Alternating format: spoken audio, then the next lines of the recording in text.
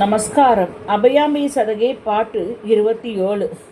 காமக்கிரிபீடத்தழகி கனக சபையில் நடனமாடும் காத்யாயனியே கௌமாரி காமேஸ்வரியே ஈஸ்வரியே பூமி தேவி நான் முகவன் புனித மனைவி இந்திராணி புகழ் நாரணியும் தினம்பணியும் பூர்ண கலையே கதி முதலே சோமன் உதய மணி நுதலே சுருதி நாண முடி முதலே துவாத சாந்த நிலையாலே சுகமனான மணி விளக்கே வாமநயனி அதிரூபி வனசாகினியே மாமணியே மயிலாபுரியில் வளரிசன் வாழ்வே அபயாம்பிகை தாயே மயிலாபுரியில் வளரிசன் வாழ்வே அபயாம்பிகை தாயே மயிலாபுரியில் வளரிசன் வாழ்வே அபயாம்பிகை தாயே. நமஸ்காரம். அபயாம்பி சதகம் பாடல் 27வது பாடலின் விளக்கம்.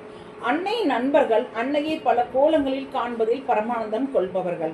அன்பர்கள் தாய்மார்களாக மாறி அன்னையை சேயாக பாய்வித்து அலங்காரங்கள் பல செய்து ஆபரணங்களை அணிவித்து மற்றற்ற மகிழ்ச்சி அடைவார்கள்.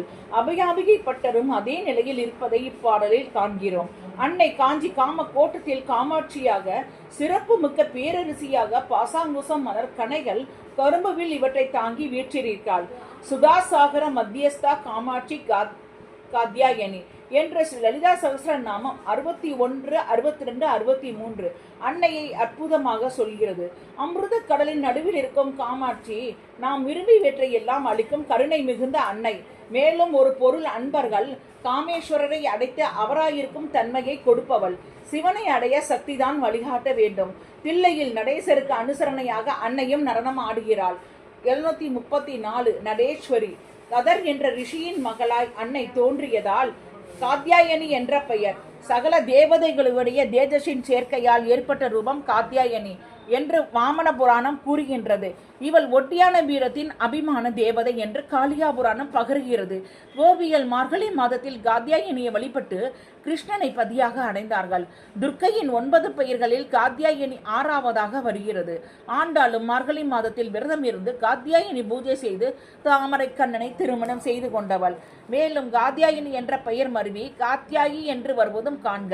துர்கா சுக்தத்தில் காத்யாயனாய வித்மகே கன்யாகுமாரி தீமகி தன்னோ துர்க்கி பிரசோதயாத் என்று இறுதியில் சொல்லப்படுகிறது. கௌமாரி என்றால் என்றுமே யவுனமாக இருப்பவள். தருணி எப்பொழுதும் யுவதியாக இருப்பவள். சப்த மாதக்களில் ஒருவர். காமேஸ்வரின் பத்தினியாய் எல்லாவற்றிற்கும் ஈஸ்வரியான காமேஸ்வரியும் ஆனவள்.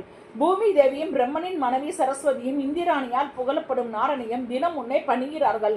பூர்ணமாகி கலைகளுக்கு முதலாய் இருப்பவளே, சுந்தரனை தரித்த அழகிய நெற்றியுடையவளே.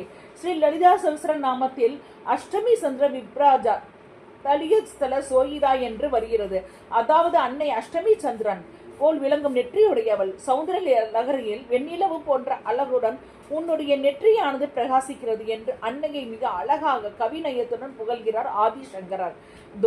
துவாதசாந்த பெருவழியை இருப்பிடமாக கொண்டு பரமானந்தத்தை அருள்பவளே, வேதங்களின் நான பாகமாக விளங்கும் உபநிஷத்துக்களின் முடிவாயும் முதலாயும் இருப்பவளே. அபிராமி பட்டர் அபிராமி அந்தாதியில் ஆனந்தமாய் என் அறிவாய் நிறைந்த அமுசமுமாய் வானந்தமான வடிவடையால் மறை 4னுக்கும் ஆனந்தமான சரணார விந்தம் என்றும் பின்னர் அருமறைக்கு முன்னாய் நடுவெங்குமாய் முடிவாவை முதல்வி என்று சொல்வார்.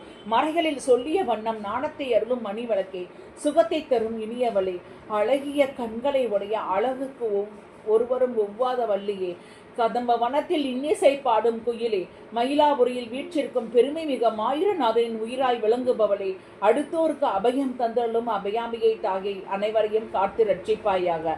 அன்னையின் மேல் ஏற்றிய எல்லா நூல்களும் அன்னையின் திருவழிகளின் அழகையும் அவற்றின் கடாட்சத்தையும் சிலாகித்து சொல்கிறது.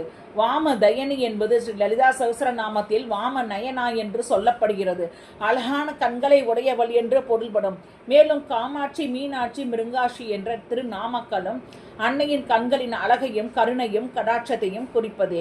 கதம்பவன வாசினி அன்னையின் இருப்பிடமான சிந்தாமணி கிரகத்தை சுற்றி மணிமண்டபம், அதை சுற்றி கதம்பவனம், மதுரையும் கதம்பவனம் என்று கூறுவர்.